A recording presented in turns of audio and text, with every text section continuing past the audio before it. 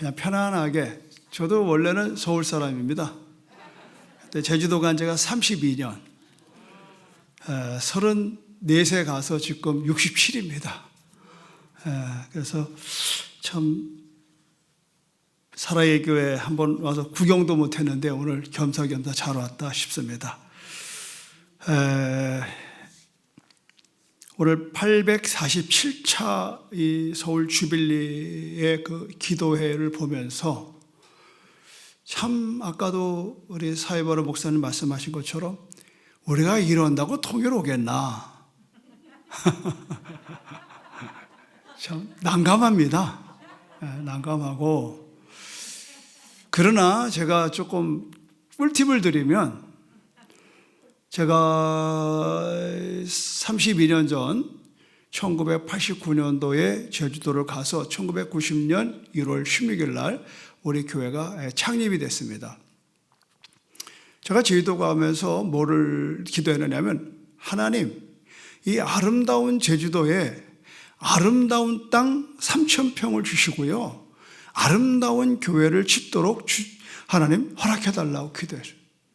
그러니까 이제 신학교 3학년 전도사가 와서 개척하면서 그런 얘기를 하니까 교인들이 전부 다 막 웃고 그러더라고요. 그 멸시천대는요, 지금도 생각하면 참 눈물 나요. 그러나 저는 믿는 것이 뭐냐, 하나님은 반드시 하나님 뜻대로 구한 것은 응답이 온다고 저는 확신합니다. 그러면 하나님의 뜻이 제가 아름다운 땅 3,000평의 아름다운 교회를 구하는 것보다 복음적 통일을 이루는 건 더 하나님이 기뻐할 줄로 믿습니다. 그러니까 반드시 여러분의 기도는 때가 되면 이루어질 줄로 믿습니다. 저는 그래서 13년 만에 아름다운 땅 4,000평의 아름다운 교회를, 궁금하시면 여러분 유튜브로 제6제 순복음교회를 치면 아름다운 우리 교회가 4,000평의 아주 한라산 앞에 볼 수가 있을 것입니다. 기도를 하면 되는 겁니다. 제가 오늘 이제 이 말씀을 준비하면서 21세기 우리 민족의 시대적인 사명과 과제는 뭐냐? 그건 남북 통일입니다. 아까도 제 나이를 좀 먼저 언급을 했습니다만은, 우리 한국 현대사에 있어서의 그런 그 근대사의 구별이 되는데, 시대적으로 우리가 1940년부터 1950년도까지는 우리가 해방과 함께 건국을 맞이했던 때 아닙니까? 그 60년에서 70대까지는 뭐예요? 산업화예요. 저는 그때 구루공단 그걸 다 보았고요, 바늘공단, 그게 저 10대였습니다. 아마 여기 계신 분 다 기억할 거예요.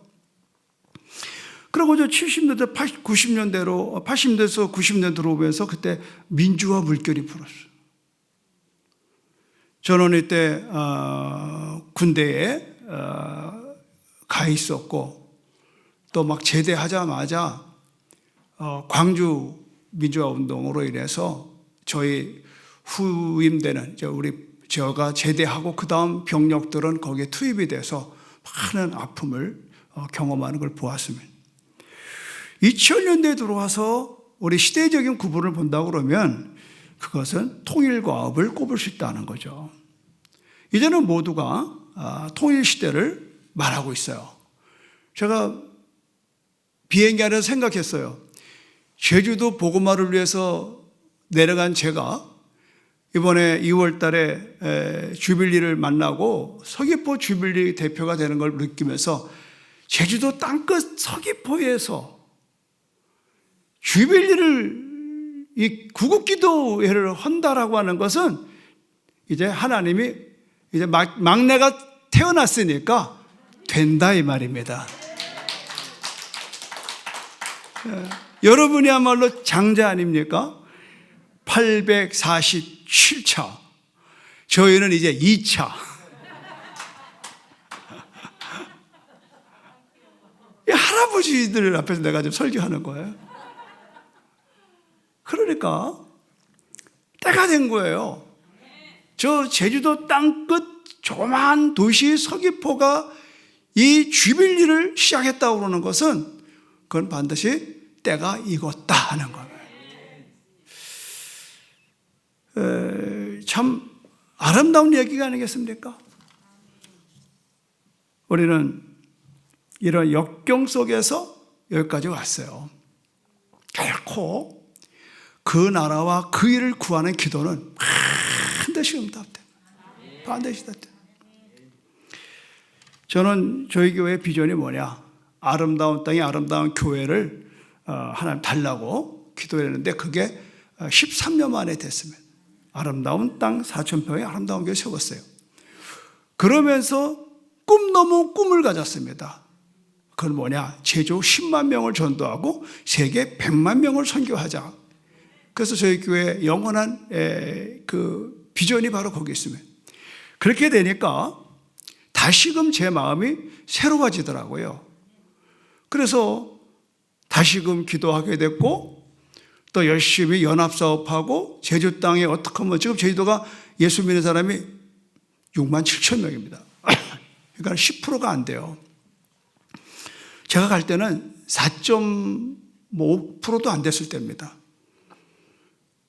그래서 3년 전 2018년도에 제주 복음화대회를 새별오름이라는 그 곳에서 아주 산에 올라가서 CCC 대학생들과 함께 우리가 연 4일 동안을 강력한 선교대회를 해가지고 지금 이제 막 박차게 그래서 이제 5월, 6월 달도 코로나지만 이제 광고를 각 교회의 차량에 이렇게 복음 광고를 부착해서 또 전도를 하고 그러니까 끊임없이 제주도의 전도를 위해서 강력한 원동력을 지금 쏟고 있는 가운데 제가 여기 왔거든요. 놀라운 사실은요, 하나님은 쉬지 않는다는 겁니다. 하나님은 어떤 상황에서도 쉬지 않는 겁니다. 저는 이렇게 저희 교회의 그 그림이 강대상 뒤로 이게 유리를 해서 제 강대상 뒤로는 이렇게 앉아있는 성도들 볼 때는 한라산 정상을 보게끔 제가 해놨어요. 이유가 있습니다. 한라에서 백두까지, 백두에서 열방까지, 열방에서 예루살렘까지 하나님의 나라가 오게 달라요. 그래서 새벽을 이렇게 맞이할 때 저는 강대상에 이렇게 한라산을 바라보면서 손을 들고 기도하는 거예요. 하나님, 제주 땅을 축복해 주세요. 제주 땅에 우상과 사시로 가득한 이 땅을 몰아내고 제주에 있는 모든 만물의 것들이 하나님을 인정하는 날이 오게 해달라고 기도해요. 그리고 하나님 저 북녘 땅에 위에서 기도하고 그런데 이제 2월 달에 우리 주빌리가 저에게 오셔서 서부기포 주빌리를 이렇게 또 발족하게 하고 이제는 저가 혼자 하는 게 아니라 이제 이웃교회들과 함께 우리가 이런 일을 할 수 있다는 거. 이번에 또 서울에 와보니까 여러분들이 이렇게 또 열심히 기도하고 이거는 하나님께서 강권하는 역사인 걸 믿으면 아멘하시기 바랍니다. 참 아까도 말씀드린 대로 우리 사회 보시는 오 목사님이 오고 싶지 않죠. 참 이 시간에 무슨 교회를 위해서 기도하는 것도 아니고 나라와 민족을 위해 기도, 특별히 또 이 복음적 통일을 기도한다는 건 아무나 하는 건 아니거든요. 그러면 아무나 할 수 없는 기도회를 여러분을 불렀다라고 하는 것은 여러분의 하나님의 특별하신 나라 사랑, 민족 사랑을 위한 열망이 있는 줄로 믿습니다. 제가 오늘 설교의 제목을 사랑과 헌신. 여러분, 사랑이 없으면 헌신할 수 없고 헌신이 없으면 사랑한다고 할 수가 없는 겁니다. 오늘 본문을 통해서 우리가 뭘 생각해야 되느냐? 우리는 주님의 제자인데 자기 중심의 삶을 포기하는 것이 제자들의 목표입니다. 우리는 세상적으로 스스로가 주인됩니다. 그래서 저는 전도할 때 그래요. 예수 믿는 게 뭔 줄 아시냐고 모르겠대. 그거 쉽습니다. 주인 바꾸는 겁니다. 주인 바꾸는 거예요. 내 인생 내가 주인으로 살다가 이제는 나는 죽고 예수라는 분이 내 안에 오셔서 나를 다스리는 거예요. 그래서 이 스스로 주인 될 때는 말이죠, 모든 걸 지배하려고 그래요. 우리 어린애들 보면은 그냥 땡깡 피는 건 뭐예요? 자기 성질이 안 맞으면 막 땡깡 피는 거예요. 그러면 할머니, 할아버지 역성 들어져가지고 애들은 어릴 때부터 내가 주인 돼야 되는, 이기적인 목표와 야망을 막 키우는 거죠. 그러나 우리가 제자의 목표는 다른 거 없어요. 너희가 나를 따라오려거든 자기를 부인하고, 여기 나오거든요. 자기를 부인하고. 이 말은 뭐냐면 나를 죽이라 이 말이죠. 근데 이게 어떠한 윤리도덕적으로는 한계가 있어요. 그러니까 우리가 말씀을 듣고 예수 그리스도 안에서 내 삶에 주님을 영접한다는 것은 이미 그때 나는 죽고 예수로 사는 결단이 생기는 걸 믿으면 아멘 하시기 바랍니다. 그래서 그리스도를 주인으로 모시는 삶은, 이것을 내가 선택했다면 그때부터 우리는 온전한 복종만 있는 겁니다. 다른 게 없어요. 복종밖에 없는 거. 그러니까 이런 점에서 여러분, 사랑과 헌신은 하나라는 겁니다. 사랑하면 헌신하게 되는 거예요. 그러나 사랑이 없으면 헌신할 수 없고, 헌신이 없으면 사랑한다고 할 수가 없다는 거예요. 오늘날 지금 너무 개인주의 사회에 흐르고 있습니다. 현대인들은요, 내 개인적인 프라이버시가 침해되는 걸 굉장히 기분 나빠하는. 그래서 물론 인권의 존중은 절대적입니다. 그러나 우리가 개인적인 어떠한 그 주의에 빠져버리면 안 된다네. 그러니까 이런 문화가 지금 교회도 침투가 돼서 교인들이 이렇게 보면은 섬김을 받으려고 오지 섬기려고 오질 않아. 그러니까 희생이 없는 거예요. 그 희생이 없다는 건 사랑이 없는 거예요. 오늘 본문에서 말씀합니다. 자기의 생명을 사랑하는 자는 잃어버릴 것이요, 이 세상에서 자기의 생명을 미워하는 자는 영생하도록 보존하리라. 사람이 나를 섬기려면 나를 따르라. 나 있는 곳에 나를 섬기는 자도 거기 있다는 거예요. 예수님이 있는 곳에 우리가 다 가기 원하면 아멘 하시 바라. 그러면 어떻게 합니까? 나를 섬기는 자도 거기 있으리니. 예수님을 섬기는 자, 거기에 있는 자 누굽니까? 주님을 따르는 겁니다. 그래서 너희가 나를 따라오려거든 자기를 부인하고 그 다음에 제 십자가를 지고 나를 따르라는 거예요. 여러분, 사람이 나를 섬기면 내 아버지께서 그를 귀하게 여기시리라. 세상 사람이 나를 몰라줘도 주님의 나를 귀하게 여기는 거. 주님 한 분은 만족한 거예요. 근데 우리는 개인주의가 너무 창궐해가지고 내가 누군가에게 귀임을 받아야 돼. 이게 안 되면 막 스트레스 받고 이것 때문에 암 생기고 이런 것들 때문에 우리의 인생에 너무 불행스러운 겁니다. 불행스러운 거예요. 우리가 하나님을 믿는다. 왜 우리가 이렇게 하나님 앞에 나가는 과정 속에서 자꾸 섬기려고 하는 것보다는 섬김을 받으려고 하느냐? 왜냐하면 많은 사람들이 남의 종 되는 걸 싫어합니다. 그 이유는 뭔가 하면 그것이 비천한 일로 생각하기 때문에. 비천한 거. 제가 오늘 여러분과 함께 좀 이렇게 추억하고 싶은 내용이 하나 있습니다. 그건 뭐냐면 3년 전 2018년도에 3월 4일 날 그 말도 많고 탈들 많았던 우리 그 서귀포 앞바다의 강정동 해군 기지 12년 동안 그 태모 속에서 드디어 이제 부대가 거기에 들어섰고, 이어서 한쪽에는 절간, 한쪽에는 천주교 성당, 한쪽에는 우리 기독교 교회가 이렇게 부대에서 세워졌어요. 그래서 제가 지역 대표고 그래서 그거에 방문을 하게 됐습니다.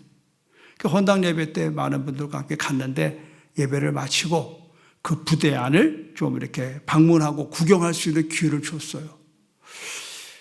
그래서 우리 동네에 와 있는 이 해군 기지가 어떤 부대인가 하고 들어가 봤어요. 그런데 그 해군 부대 안에 딱 들어가자마자 현관에 좌측에 그림이 있어요. 그게 뭐냐면 백두산함이에요. 백두산함. 근데 거기에 뭐라고 써 있는가 하면 그 액자에 국가와 민족을 위해 목숨을 삼가 바치나이다. 1984년 12월 15일에 누가 썼느냐? 해군의 아버지 손원일 제독의 글이 있더라고. 해군의 아버지래. 육군에는 육군의 아버지가 없어요. 공군은 공군의 아버지가 없어요. 그런데 해군만 해군의 아버지가 있고 해군의 어머니가 있더라고. 그게 뭐야? 하고 내가 이제 유심히 이제 관심 있게 알아봤더니 참 기가 막히더라고요. 이 손원일이라고 하는 이분은 해방되자마자 1945년 8월 15일이 해방됐잖아요. 그 16일 날 벽보를 붙이고 다녔어. 해군 창설한다고. 이분은 상해 쪽에서 그 선원들을 양성하는 학교를 다녔더라고요. 아버지가 누구냐? 손정도 목사님. 손정도 목사님은 감리교 목사님이에요.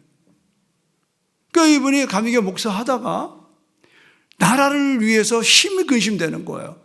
목사직을 사임하고 만주로 가서 독립운동에 가담하는 거예요.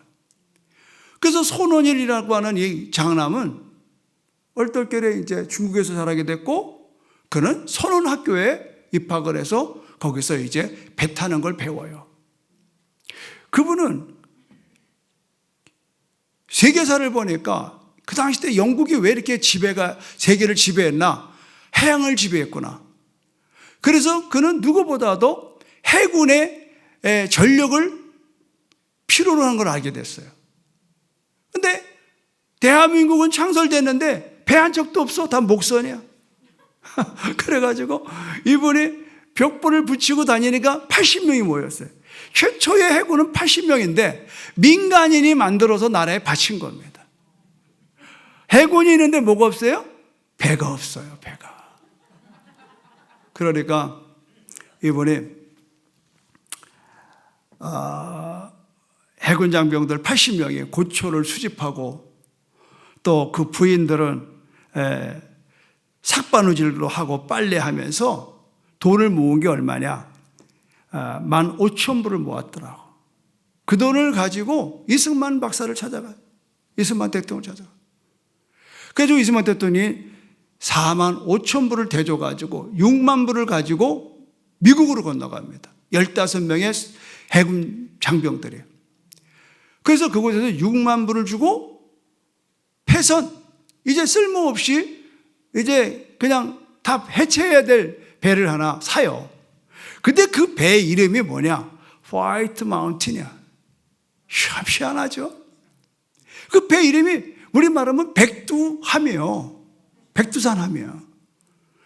그러니까 이분들이 거기서 몇 개월을 배를 고치고 페인트 칠하고 그 고물 같은 배를 해군 함정으로 만들어서 그걸 끌고 진해에 들어왔어요. 그리고 얼마 있다가 6.25가 1950년 6월 20일 터지는데 6.25가 터지자마자 급전이 오는 거예요. 지금 저 강원도 옥계에 북한군이 배를 큰 걸 하나 끌고 내려오는데 이거 격파라는 거예요. 그래서 진해에서 그 80명이 그 배를 끌고 동해안으로 출전했습니다.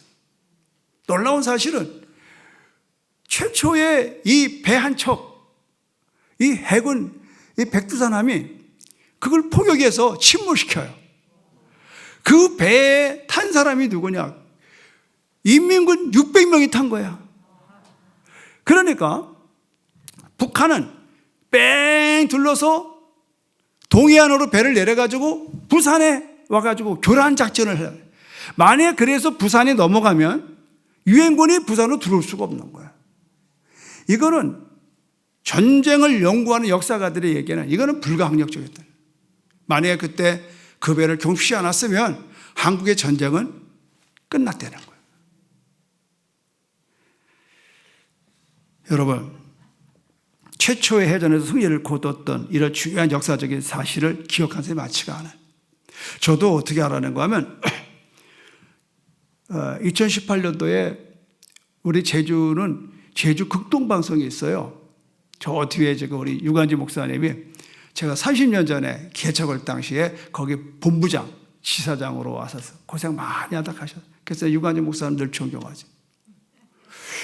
근데 거기서 창사 60년 기념으로 ROKPC-701 백두산이라고 하는 특집 그 다큐를 하나 만들어요. 한번 여러분 이제 끝나시고 유튜브에 들어가서 ROKPC-701 백두산이라고 하는 걸 치면은 그 당시 때 얘기가 이렇게 드라마로 나와요. 참 눈물 없이는 들을 수 없는 이야기들을. 그렇게 시작됐던 이 놀라운 역사가 한국의 해군이었고 시작이었던 거예요. 대한민국의 운명을 바꿔놓는 백두산함이 된 거예요. 아쉬운 거는 고철이 필요하니까 이제 폐선돼가지고 그걸 다 뜯어가지고 저 포항 제철에 들어갔는지 어디 모르겠지만 자주가 지금 뭐만 남았냐? 그 단만 남아있어요. 해군사관학교 앞에. 그러나 역사는 있는 거예요. 제가 그때부터 3년 전에 이 손원일 제독에 대해서 관심을 가졌습니다. 제가 그때 우리 제주 기독신문에 감동을 가지고 초대 해군 참모 총장과 이 시대의 제주 목사라고 하는 기고에 글을 올렸어요. 그 얘기가 제가 오늘 지금 드리는 내용이에요. 저는 그때 이렇게 썼습니다. 지금 그 어느 때보다 정신적인 황폐함으로 나라가 어지럽다. 이런 때의 위기 가운데 어려움을 극복한 역사를 생각하는 것이 나의 버릇이다. 나라 사랑과 이웃 사랑이라는 말을 하면 그 시대의 구호로 몰아붙이는 게 이 시대의 세태이다. 왜 이런 시대가 되었나? 점점 개인주의로 치닫는 이 시대에 대한민국 최초의 전투함을 마련했던 당시 사람들의 용기와 희생과 섬김을 생각한다. 풍전 등악 가운데 조국을 위해 말뿐이 아닌 실천하는 삶으로 나라를 사랑했던 손재독의 그 마음과 정신은 그의 아버지 목사로부터였다.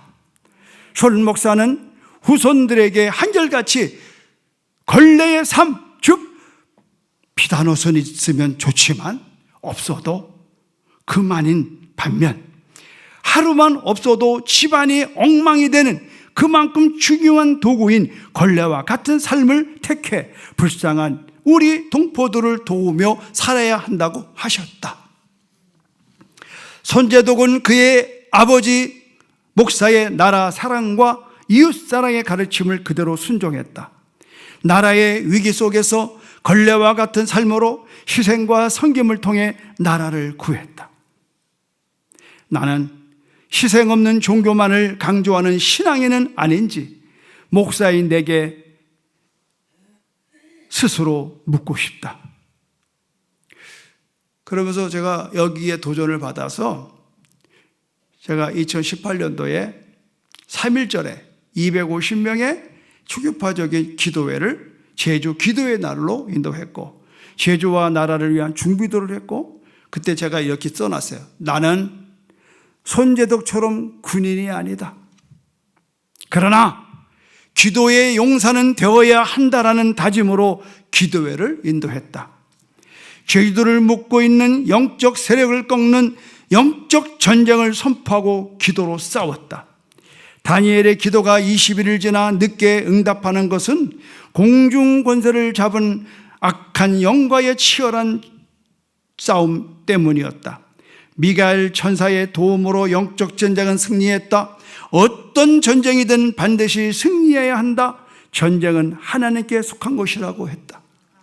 이 사실을 믿음으로 받아들인 이스라엘의 지도자들은 기도로 나라를 구했다.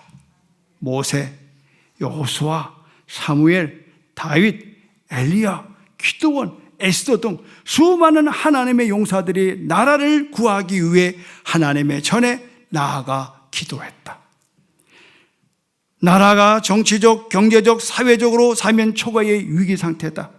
이때 교회는 분연히 일어나 연합하여 기도해야 한다. 기도만이 이 나라를 구원하는 역사를 다시 일으킬 수 있기 때문이다. 그리고 제가 글을 맺었습니다. 저는 목사입니다.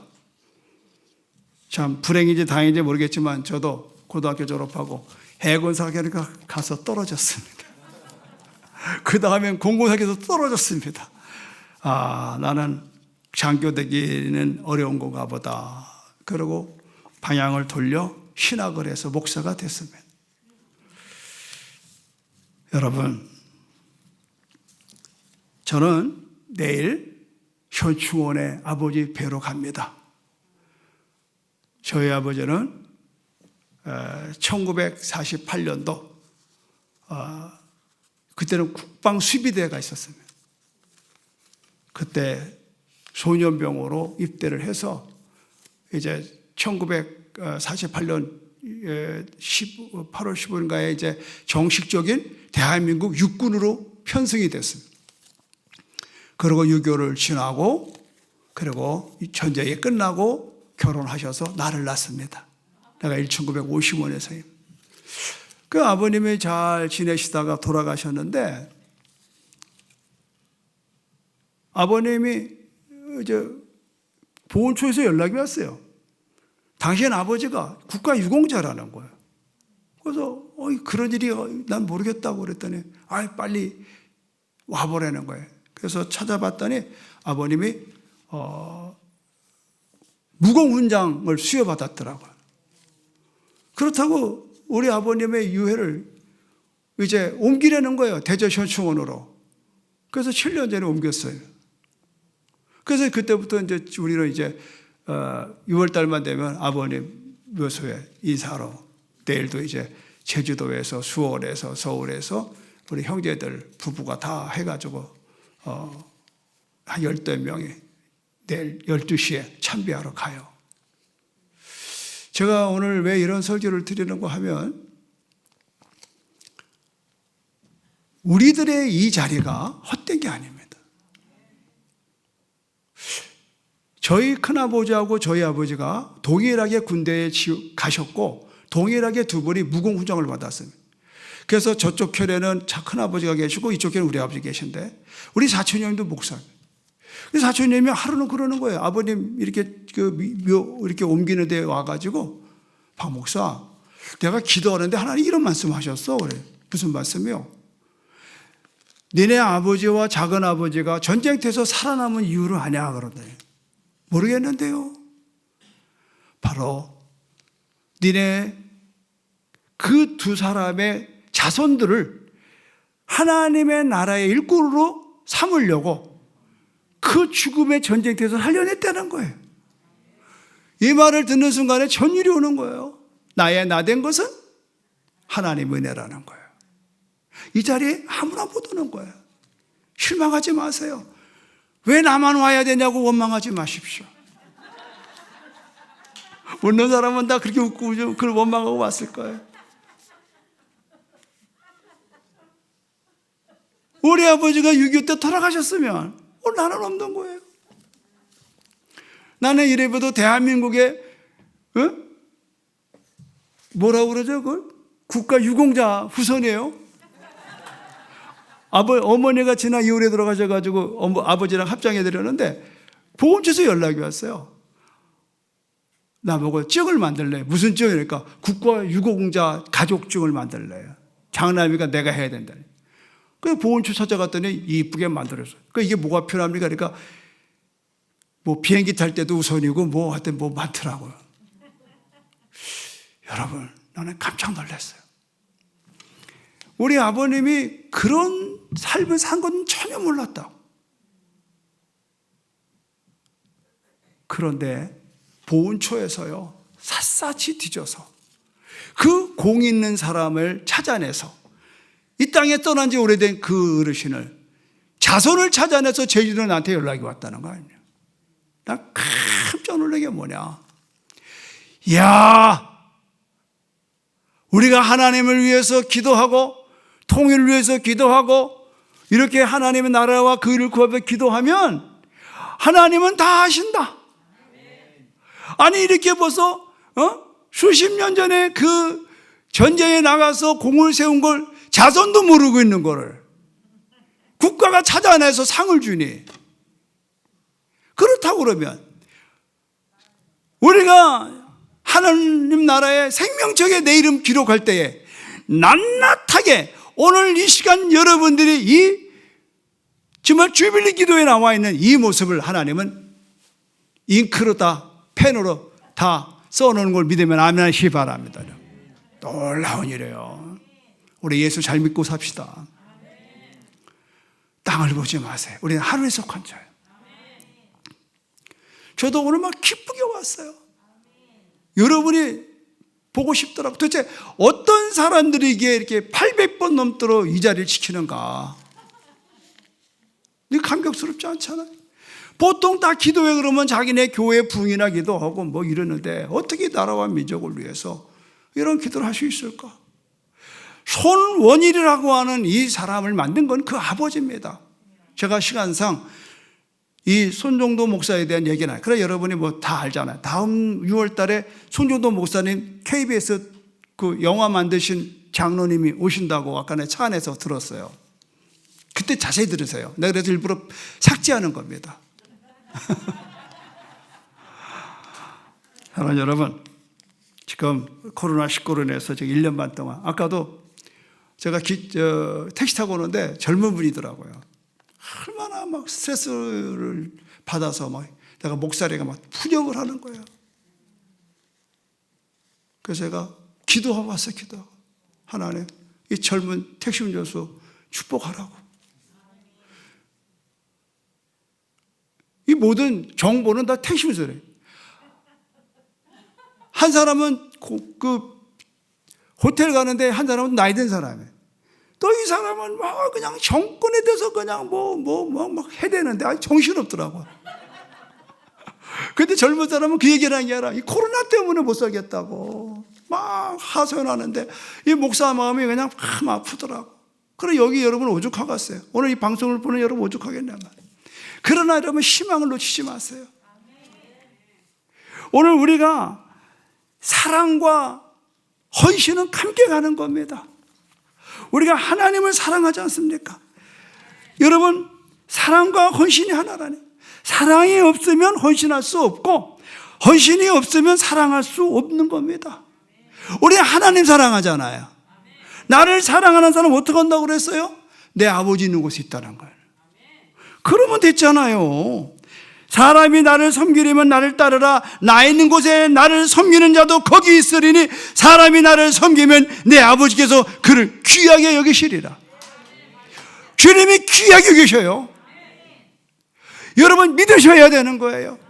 이 땅에도 귀하게 여기십니다. 여러분 뿐만 아니라 하늘나라에서 여러분 생명의 면류관, 의의 면류관, 시대라는 면류관, 영광의 면류관이 예비된 걸 믿으면 아멘 하시기 바랍니다.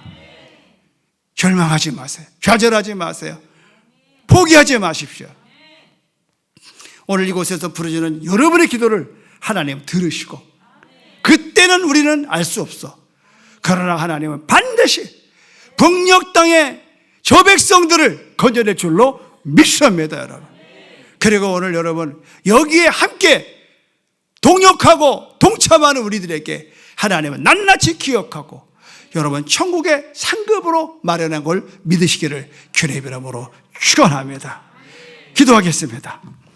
하나님, 오늘 현대인들은 너무 개인주의에 빠져 있어서 서로가 서로를 무시하고 질시하고 감당할 수 없는 어둠 가운데 살아가는 이 시대에, 섬김을 받으려는 것만 좋아하는 이 시대에 살아가는 이때에 이렇게 하나님, 북녘 땅에 우리 동포를 위하여 눈물로 기도하는 이 헌신의 기도 받아 주시옵소서. 사랑이 없으면 헌신할 수 없고, 헌신이 없으면 사랑한다고 할 수 없는 이 시점에 주여, 한 알의 밀이 땅에 떨어져 죽지 아니하면 한 알 그대로 있고 죽으면 많은 열매를 맺습니다. 하나님, 오늘 우리가 한 알의 밀이 되어 썩어지기 원합니다. 희생하기 원합니다. 헌신하기 원합니다. 이 헌신의 동기는 하나님을 사랑하는 까닭인 줄로 믿습니다. 오늘 이번에 이렇게 갖는 귀한 기도회가 하나님의 영광을 드러내게 하여 주셔서 847차의 이 서울주빌리의 기도가 어느 때보다도 하늘문을 열게 하여 주시고 하나님의 임재를 경험하게 하여 주시고 그의 나라와 그를 구하는 이 시간, 구하지 않은 모든 내 삶의 것들을 더하는 축복 있게 하여 주시옵소서. 예수님의 이름으로 기도합니다. 아멘.